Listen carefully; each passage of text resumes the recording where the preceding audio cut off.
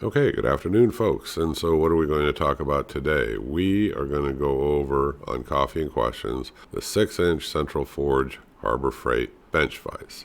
And it's not my recommendation at all that you even buy this vise, and I'll explain to you why in a minute.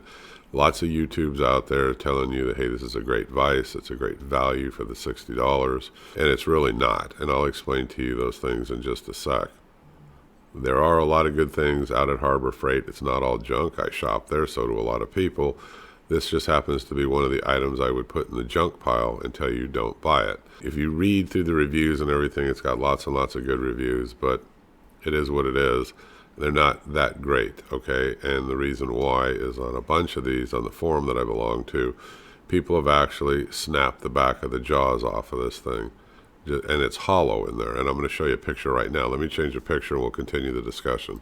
Now the pictures might come out a little bit blurry because I had to blow them up, but on the top left you're going to see where he's holding in his hand that part of the vise that snapped off, and you can see it's hollow in there. It's not even solid. And then take a look at the one below it. It'll show you when he's have that piece removed. It just cleanly snapped when he applied pressure by turning the hand crank on it. So nothing you can do about that. You're going to have to return it, get another one if you really want one, and you start going through the process with Harbor Freight of returning stuff. Now, the other thing on there is if you take a look over on the far right, one of the biggest complaints is this thing will not lock in place, meaning the swivel lock on the bottom picture over here on my left shows a little handle. That's the swivel lock, that it doesn't lock the vise, and actually it broke off on the guy who did the video on this. So what he did, he had to turn and he put tack welds on it to lock it in place permanently. Now he put one here, you'll see right next to me on the right, but then he had to turn it over on the bottom and you'll see those welds there. He used a MIG welder. Now if you do this, you have to heat up this cast or this metal first, and then heat it up really good and then turn around and use your MIG welder. If you don't, it'll crack on you. It'll instantly just go boom and crack. So this is kind of like a quick fix to something. If you own it and you don't want to take it back, my advice is return it, and you never should have bought it in the first place. But lesson learned, at least you're able to return it and get your money back. Now this thing has a 4.5 star rating, and it's got all these good reviews, and it's total bullshit, okay? It's not anything you want to get involved with. It's not a good bench vise.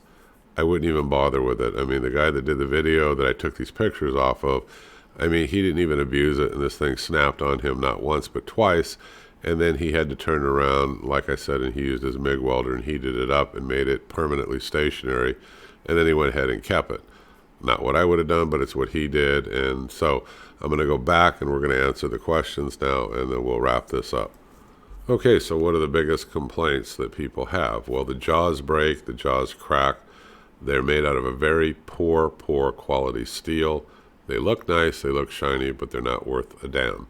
And then, of course, the back part of this with force, like I said, it'll snap on you. It is not a solid piece of steel. It is hollow.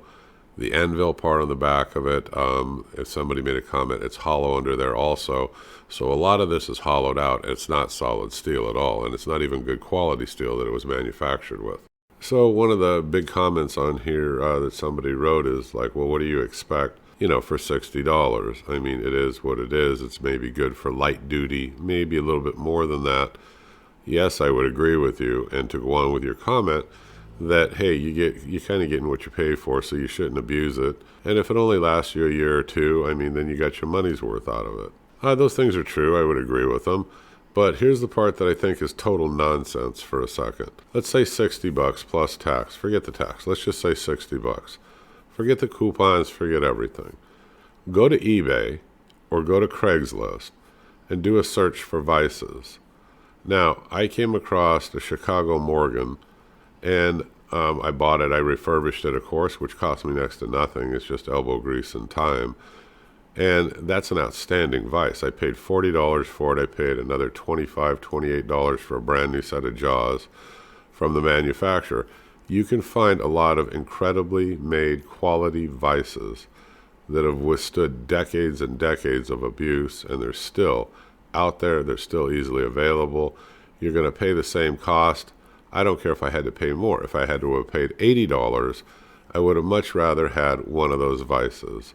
You know, there's Colombian, there's Olympia, there's all these different Vises, and some of those aren't the real high end. I understand, but they're still much better quality than this Central Forge. Why not take your money and buy something that's going to withstand time and is going to be an incredibly good working tool for you? And you don't have to worry about taking it back and forth, you know, in exchanging it because it busted, or it busted in 6 months, or hey, do you want the extended warranty and all this other stuff. You don't need an extended warranty with some of these older Vises. I mean, there's so many of them out there, and they're not that expensive. Now, some of them, yes, they are very expensive, even the old used ones, but those are the super high quality ones. But you still have got a lot of good Vises out there, and you can get them at a really good bargain. Craigslist, eBay, those are the top two things that come to mind. I did a search on those just before I did this video, and I found a really nice, I believe it was a Craftsman actually, and I read about it, and it had all the specs on there, and it's solid steel, and the guy only wanted like $65. That was his asking price. So it's like $5 more. It's a used tool, yes, but why buy a brand new piece of junk that's going to fail on you? I would rather spend the $5, get an outstanding quality tool. But it's not just a Craftsman. There are lots of them out there on eBay, and I'm sure that there are many of them on Craigslist, because I looked. Okay, I'm the home handyman. This is your tip of the day. This is one of the ones that belongs in the junk pile. Don't buy it. Look around. Get yourself a damn good quality tool, especially if you got to kick in just a little bit more money. Don't waste your time going back and forth with your money on this. It just is not one of the tools that I would buy. There are plenty of tools out there that are good value. I understand. I shop there too. This is not one of them. I'm the home handyman. You folks have a good day, and I'll talk to you again soon. Give me a thumbs up and click subscribe. Thank you. Bye-bye.